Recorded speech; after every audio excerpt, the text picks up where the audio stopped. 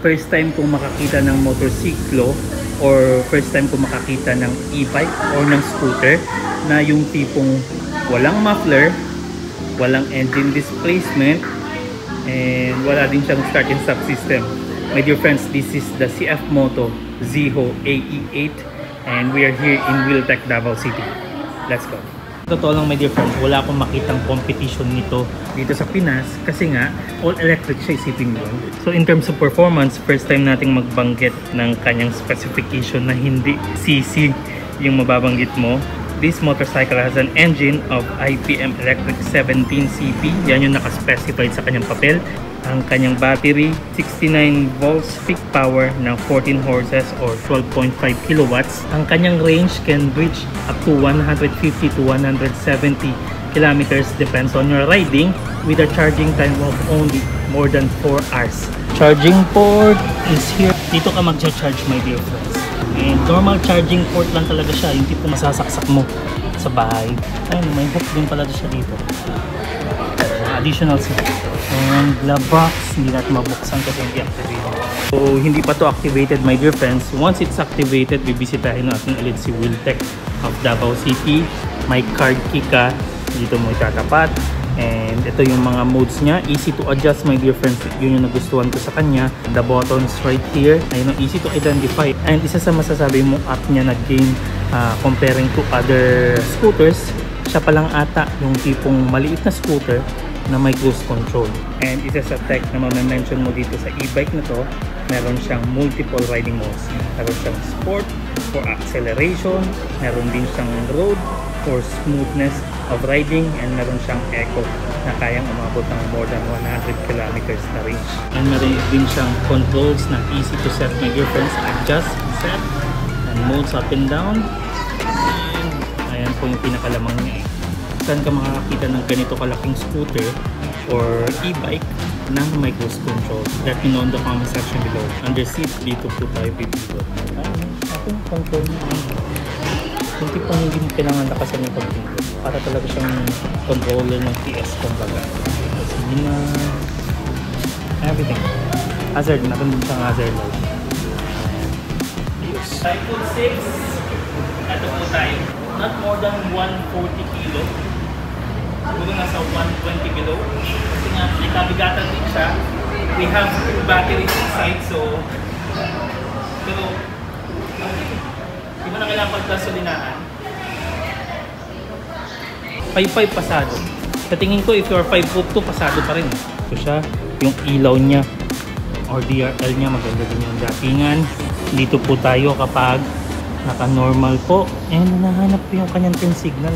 Ay, turn signal, oh. Naka-LED din.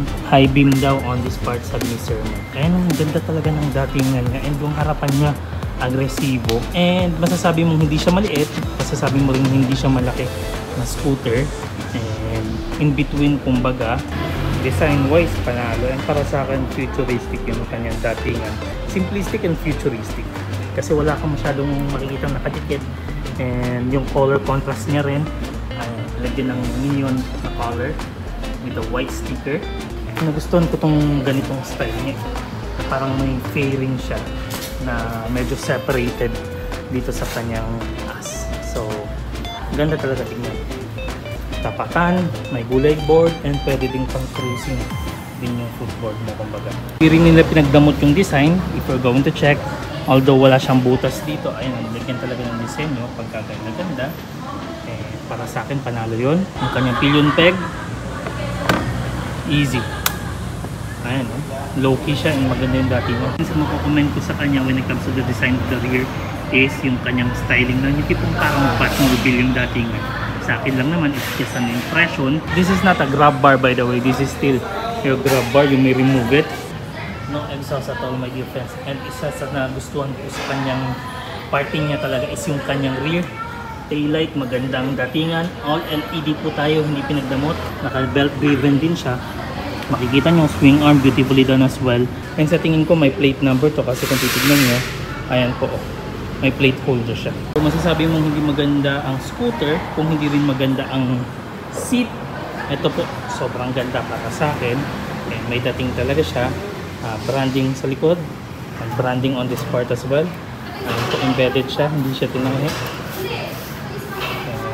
In-house branding po tayo sa rear disc brake. Naka-Brembo caliper po tayo sa front disc brake. Front suspension, non-inverted. Okay lang. Not bad. Maybe sa kanilang second version, gawan nila ng paraan. Preload adjustability, dual shock sa may likuran. Okay pa rin. Tanano pa rin para sa akin. Tire sizes, 12 inches, 180 tayo dito sa may harapan. Sa may likuran naman, 120, 70. In terms of pricing, dito kay Wiltec Davao City, 209,900 po. Kung may gusto pa kayong i-inquire, link to the description na lang sa ating salesman na si Sir Mike. And napaka-accommodating yan. Massive shoutout to Wiltec. And congrats sa kanila kasi this year, i-open talaga nila yung kanilang sariling CF Moto showroom. So for now, no showroom yet, pero available na yung mga motorsiklo nila and available na rin yung demo bike nila. I think you should visit them here. Kung naghahanap ka ng CF Moto, go contact them, my dear friends. So not just CF Moto, dala-dala din nila si Kawasaki at saka si Suzuki. For now, and I'm still expecting an Italian bike coming from Wiltec dito sa Davao City. Right? So para sa akin, my dear friends, wala pa ako nakikita so far na may katapat itong ganitong motorsiklo, yung ganitong e-bike sa kanyang price point. May nakita tayong yung tipong luxurious talaga yung brand. Alemania siya, my dear friends. Ito naman, China. So affordability will be there. And if you know already CF Moto, maasahan mo yan. And matagal-tagal na rin siya sa Pilipinas.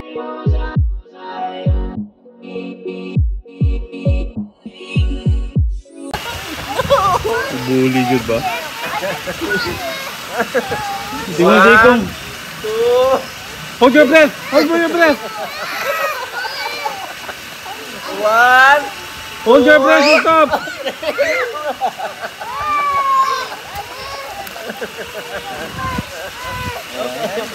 Okay, you go, swim. You swim to daddy, you swim. You swim to daddy, you swim. Oh, you swim. You swim to daddy, you swim. Don't cry, don't cry. I'm holding you. Don't cry, I will not hurt you.